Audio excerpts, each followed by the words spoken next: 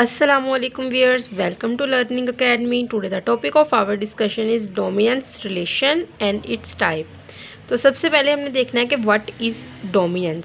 Okay, तो physiological affect है एक अलील का जो फिजियोलॉजिकल अफेक्ट है एक अलील का अपने पार्टनर अलील के ऊपर, तो इसको हम कहेंगे कि ये डोमिनेंस है. जिस अलील ने डोमिनेट किया है, जिसने ख़ुद को शो कर दिया है, वो डोमिनेंट है. जो पार्टनर अलील है वो रिसेसिव है, उसने अपने अफेक्ट को छुपा लिया है.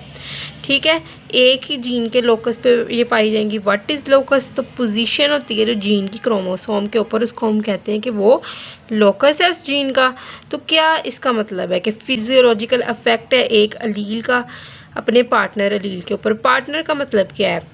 तो मतलब ये है कि जो एक जीन है ना, उसके दो पार्ट्स होते हैं. ठीक है, वो दो पार्ट्स क्या होते हैं? अलील 1, अलील 2.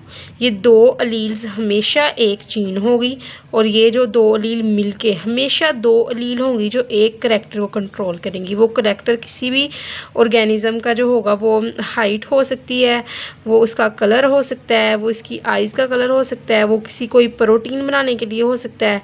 तो कोई भी जो करैक्टर कंट्रोल करती है, जीन कंट्रोल करती है ना करैक्टर, तो वो जीन कैसे करती है? वो दो अलील्स होती हैं जो करैक्टर कंट्रोल करती हैं. तो दो का मतलब क्या है कि एक इंडिविजुअल एक है, दूसरी दो है. मतलब वो दोनों एक ही नहीं है, वो दोनों दो हैं. जिस तरह रेड है ना कलर फ्लावर का, तो उसको दो अलील कंट्रोल कर रही हैं. एक अलील का नाम हम कह देंगे आर है, कैपिटल आर है, दूसरी का नाम भी कैपिटल आर है. तो जब हम कैपिटल के साथ अलील को जाहिर करते हैं, रिप्रेजेंट करते हैं, तो मतलब कि वो अलील डोमिनेंट है, वो ज़्यादा पावरफुल है, ख़ुद को ज़्यादा एक्सप्रेस कर सकती है. तो इसके अंदर दोनों ही डोमिनेंट है.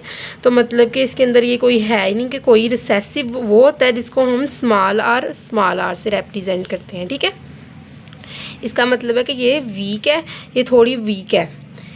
ओके, ये वाइट कलर लिखा हुआ है, इधर एच नहीं मैंने लिखा है इससे पहले, सॉरी, तो आप इसको लिख लीजिएगा.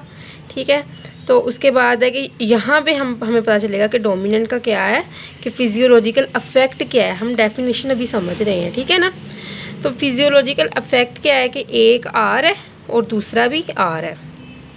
ये जो कैपिटल आर है ना, इसका जो अफेक्ट है अपनी पार्टनर स्मॉल आर अलील के ऊपर, ये दोनों मिलके एक जीन है, लेकिन दो अलग अलग अलील हैं एक ही जीन की. ठीक है ना, तो ये एक ही करैक्टर कंट्रोल करेंगी दोनों अलील. तो एक अलील का जो कैपिटल अलील है, कैपिटल लेटर से रिप्रेजेंट किया है अलील, उसका अफेक्ट, उसको हम कहेंगे डोमिनेंट. जो स्मॉल लेटर से मैंने रिप्रेजेंट किया, इसको कहेंगे रिसेसिव. तो डोमिनेंट अलील का अफेक्ट रिसेसिव अलील के ऊपर जो होगा, उसको हम क्या कहेंगे? उसको हम डोमिनेंस रिलेशनशिप कहेंगे. कि मतलब इन दोनों का आपस में ताल्लुक़ क्या है, कौन ख़ुद को ज़्यादा एक्सप्रेस करता है? डोमिनेंट.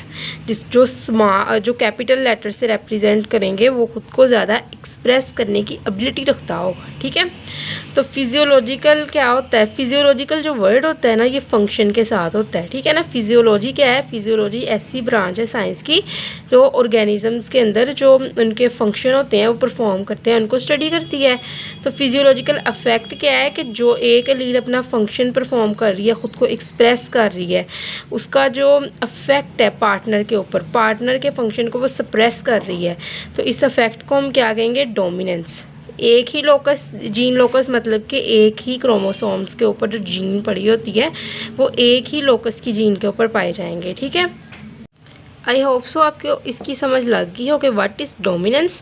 कि एक अलील जिसने ख़ुद को जाहिर कर दिया है, और दूसरी अलील उसके अपने पार्टनर है जो उसने ख़ुद को सप्रेस कर लिया है, वो डर गया है, पीछे रह गया है, और जो दूसरा है वो आगे निकल गया है. ठीक है ना, तो उसको जो आगे निकल गया है वो उसने डोमिनेंस हो गया है, वो उसने ख़ुद को जाहिर कर लिया है, उसने ख़ुद को एक्सप्रेस कर लिया है. तो वो जो अफेक्ट होता है ना, उसको हम कहेंगे डोमिनेंस. ठीक है, तो सबसे पहले हम देखेंगे इसकी टाइप्स में. डोमिनेंस की टाइप्स तीन तरह की होती है: complete dominance, incomplete dominance and को डोमिनेंस। ठीक है, तो जिस तरह के वर्ड है कंप्लीट डोमिनेंस, तो आपको इसी से पता चल जाएगा कि जो डोमिनेंस का मतलब क्या होता है कि जो गालिब आ जाना, और कंप्लीट का मतलब क्या होता है मुकम्मल तौर पर गालिब आ जाना, मुकम्मल तौर पर गालिब आ जाना। तो क्या है, जब एक अलील कंप्लीटली जो होगी कैपिटल आर से रिप्रेजेंट की गई, सॉरी जो कैपिटल लेटर से रिप्रेजेंट की गई अलील, मतलब कि डोमिनेंट अलील, वो कंप्लीटली ख़ुद को जाहिर कर देती है, और जो स्मॉल लेटर जैसे कि रिसेसिव अलील वो कंप्लीटली पीछे हट जाती है। तो इस फिनोमेना को कहेंगे कंप्लीट डोमिनेंस के एक ने ख़ुद को मुकम्मल तौर पर जाहिर कर दिया है। तो इसमें क्या कहा उसने, इफ़ ट्रू ब्रीडिंग ऐसे प्लांट जो उसी फिनोटाइप के ऑफस्प्रिंग आगे पैदा करें जो फिनोटाइप पेरेंट्स में पाई गई है। ठीक है ना, जो फिनोटाइप पेरेंट्स में थी उसी फिनोटाइप के आगे ऑफस्प्रिंग होंगे, मतलब कि वही करैक्टर उनमें पाए जाएंगे। जिनके अंदर जो करैक्टर्स हैं वो फुली जाहिर हों, उनके अंदर करैक्टर्स की कोई मिक्सिंग ना हो, खुद को बिल्कुल ही जाहिर कर दें, और आगे जो उनकी जनरेशन हो वो भी उनमें भी करैक्टर जो हों वो मिक्सड अप ना हो, उनके अंदर जो जीन्स हों उनके अंदर जीन लिंकेज ना पाए जाए। जीन लिंकेज का भी फिनोमेना ये है कि जीन लिंकेज आप अगले हायर क्लासेस में जाके पढ़ेंगे, और बहुत ही इम्पोर्टेंट ये फिनोमेना है जो कि इस डोमिनेंस वाले रिलेशनशिप को जो होता है वो कैंसिल कर देता है, इसको वो गलत साबित कर देता है, मेंडल्स के लॉ को गलत साबित कर देता है। तो उसने कहा कि अगर ट्रू ब्रीडिंग होने चाहिए, क्या शर्त है, तो क्या इसके अंदर शर्त है कि ट्रू ब्रीडिंग टाल गार्डन पी प्लांट जो होगा उसका क्रॉस करवाया, ट्रू ब्रीडिंग ही अगला प्लांट होना है ड्वार्फ।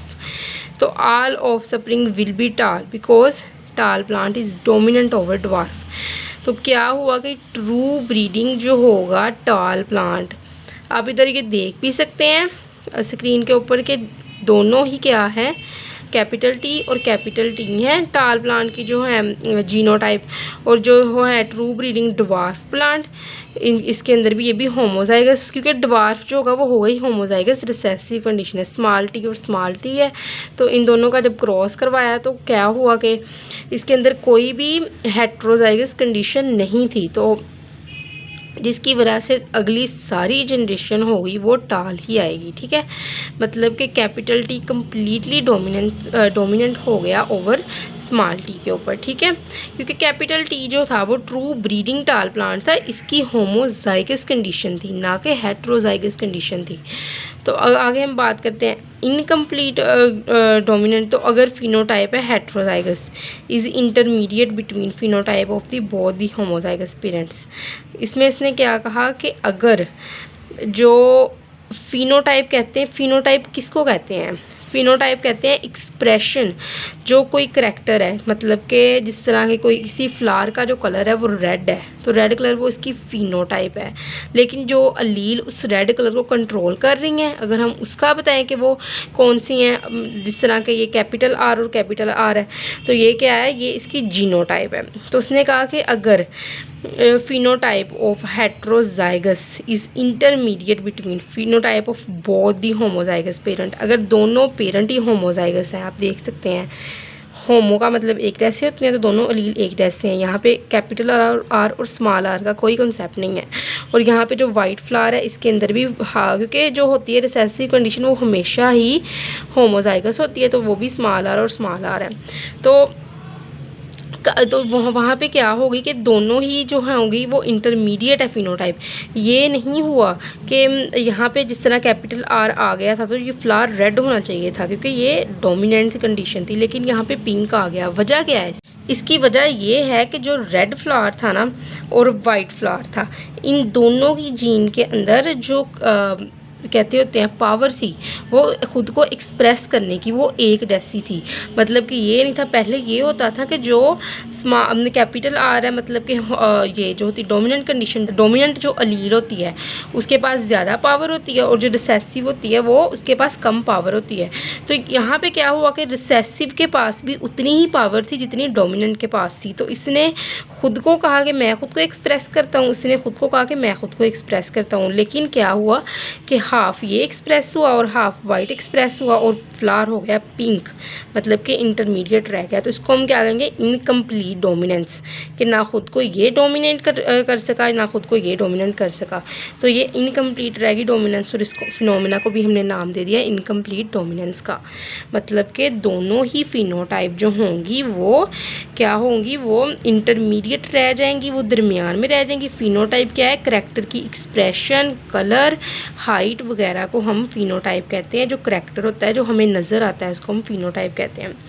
ठीक है, उसके बाद बात करते हैं हम कोडोमिनेंस की। कोडोमिनेंस का को का जो वर्ड होता है ना वो एक जैसों के लिए इस्तेमाल होता है या इक्वल के लिए इस्तेमाल होता है।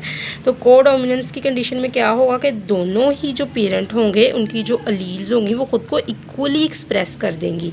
तो यहाँ पे हम देखते हैं कि इसकी एग्जांपल है ABO और MN ब्लड ग्रुप सिस्टम। तो क्या है, ये जो लोकस है जीन का उसके ऊपर M अलील है और ये जो लोकस है इसके ऊपर N अलील है। तो क्या हुआ, MN एंटीजन बन गया दोनों से, मतलब कि इसने भी खुद को एक्सप्रेस कर दिया M ने और N ने भी कर दिया, और इसको हम नाम दे देंगे MN ब्लड ग्रुप सिस्टम में ये होता है। ठीक है, आई होप सो आपको इसकी अच्छे से समझ लगी होगी। Thank you so much. Kindly like, subscribe and share.